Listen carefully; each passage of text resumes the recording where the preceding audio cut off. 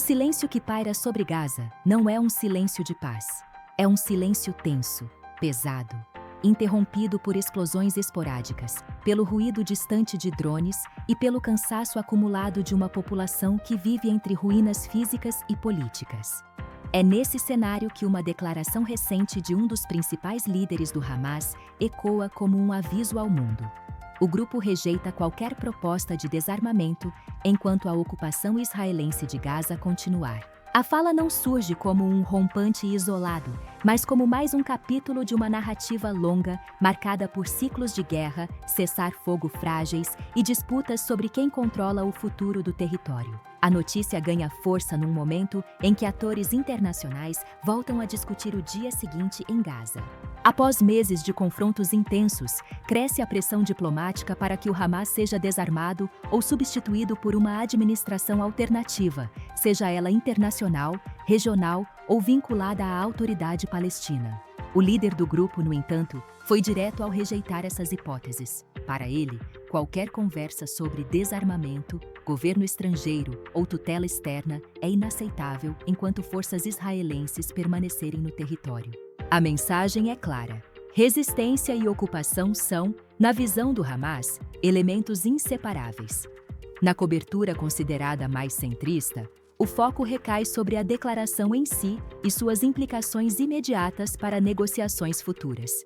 A mídia apresenta o posicionamento do Hamas como um obstáculo concreto aos esforços diplomáticos que buscam estabilizar Gaza após a guerra.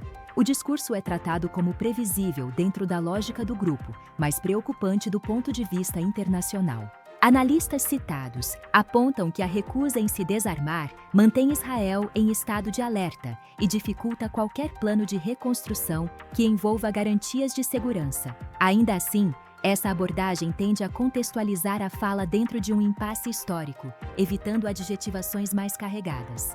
Quando a narrativa se desloca para veículos alinhados a uma leitura mais à esquerda, o tom muda sensivelmente. O foco deixa de ser apenas a rejeição ao desarmamento e passa a ser o ambiente em que essa rejeição ocorre. A ênfase recai sobre a continuidade das mortes em Gaza, mesmo durante períodos de cessar-fogo, e sobre o impacto humano da ocupação. Nessa leitura, a declaração do líder do Hamas é apresentada menos como uma ameaça e mais como uma resposta política a uma realidade de violência constante.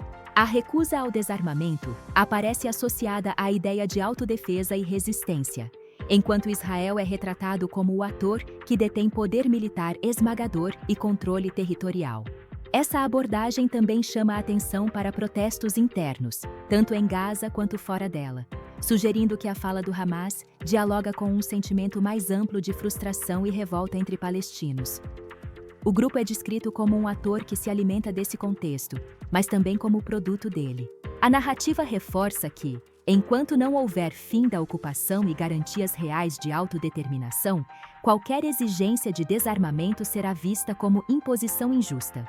O conflito, nessa visão, não é sobre armas, mas sobre soberania e dignidade. Já nos veículos de viés mais à direita, a declaração assume contornos bem diferentes. O rejeitar do desarmamento é interpretado como prova inequívoca de que o Hamas não tem interesse em paz duradoura. A fala é apresentada como confirmação de que o grupo permanece comprometido com a luta armada, independentemente do custo humano para Gaza.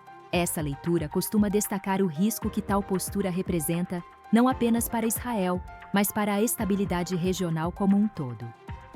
O discurso do líder do Hamas é enquadrado como um desafio direto à comunidade internacional e às tentativas de mediação.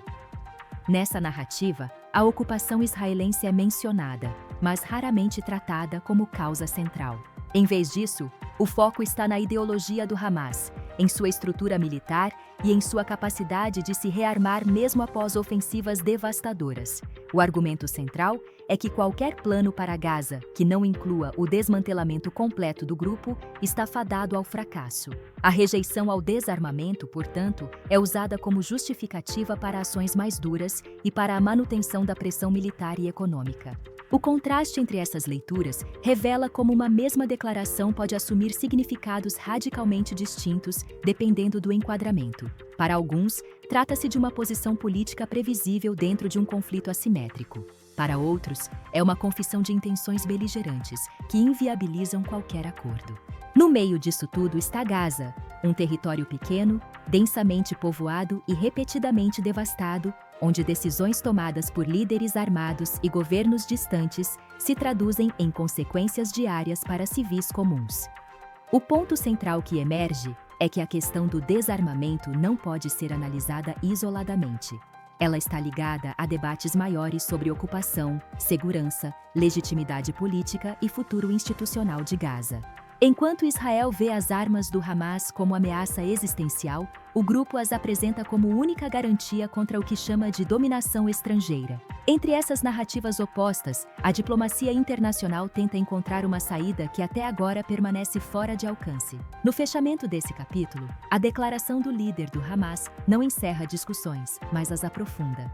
Ela sinaliza que, mesmo após destruição em larga escala e intensa pressão externa, o grupo não demonstra disposição para abrir mão de sua capacidade militar nas condições atuais. Isso reforça a percepção de que o conflito caminha menos para uma resolução definitiva e mais para uma fase prolongada de impasse. Gaza segue como palco de uma disputa onde palavras, assim como armas, continuam sendo usadas como instrumentos de poder.